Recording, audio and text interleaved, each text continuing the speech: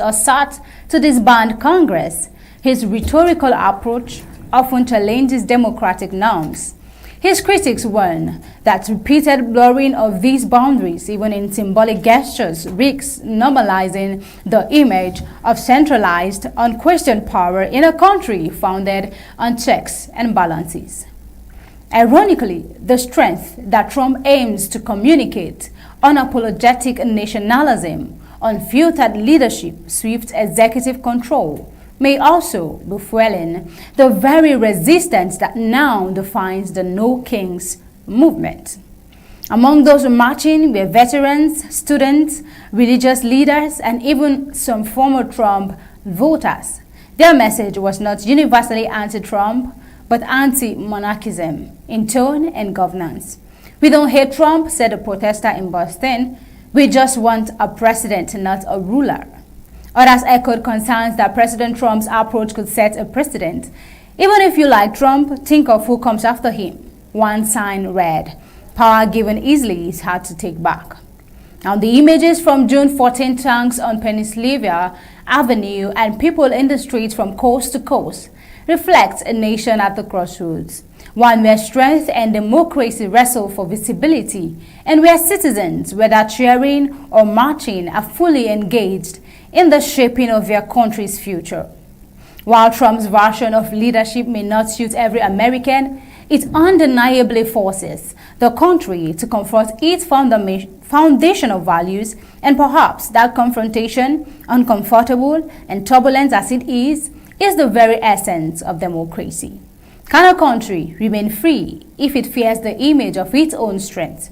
Or is freedom exactly what demands that strength be questioned but never abandoned?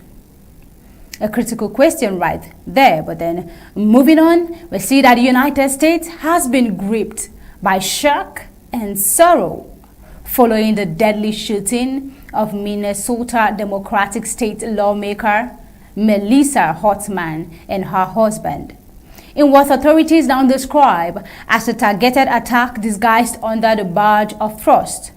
On the morning of Saturday, June 14th, what initially appeared to be a routine roadside stop took a fatal turn when a man posing as a police officer opened fire on a vehicle carrying Rep.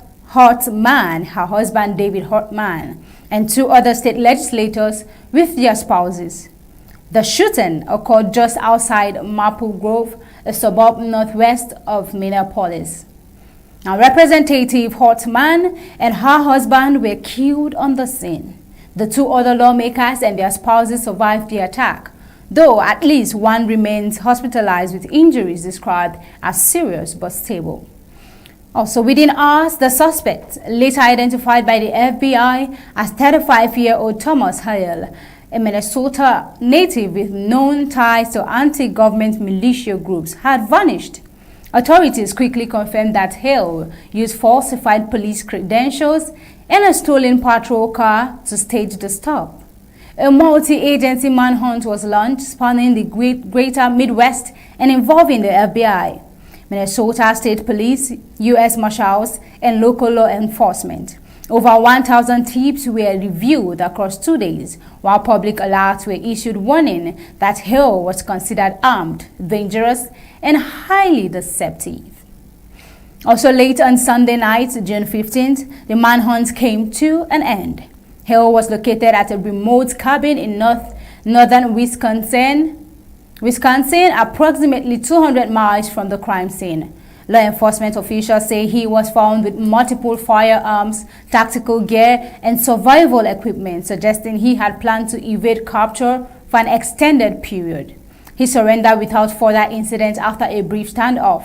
As of today, Hale is in federal custody, awaiting arraignment on multiple charges, including first-degree murder, attempted murder, impersonating a law enforcement officer, and domestic terrorism.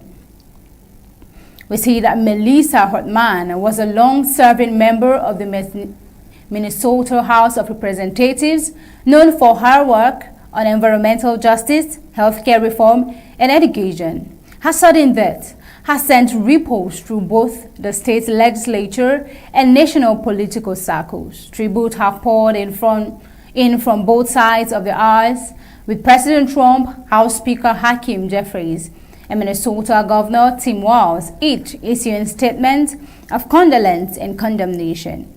In her official tribute, Governor Walz called Hartman a voice of reason and compassion in a time when we desperately needed both. Take a look.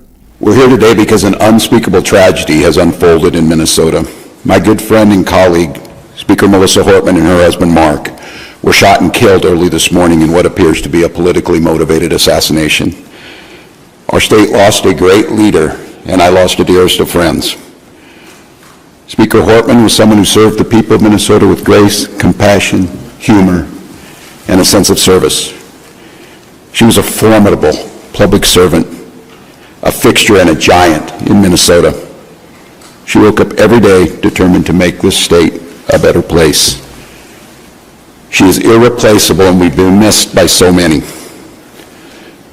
Minnesota's thoughts and prayers are with her family, her loved ones, her children, and her parents. My prayers also go out to State Senator John Hoffman and his wife Yvette, who were each shot multiple times. The Hoffmans are out of surgery at this time and receiving care, and we are cautiously optimistic they will survive this assassination attempt. This was an act of targeted political violence. Peaceful discourse is the foundation of our democracy. We don't settle our differences with violence or at gunpoint. In the state of Minnesota, and as recently as last week, in the most She will be missed by so many. Well, while the capture of the suspect brings some closure, the tragedy has left a lingering question. How was Hill able to obtain and maintain access to law enforcement gear? Was this an isolated act of violence or part of a larger network? And most critically, was Representative Hartman targeted solely for her political beliefs? Or was this part of a deeper ideological threat facing American democracy? Federal investigators say they are actively exploring Hill's digital footprint, recent communications and affiliations. So far, authorities have confirmed that Hill had posted anti-government rhetoric online in recent months and attended a paramilitary-style training camp in early May. Now, as of June 16, 2025, the manhunt is over, but the grief and implications of what happened are just beginning to unfold. The loss of Representative Melissa Hartman, a dedicated public servant, and her husband David,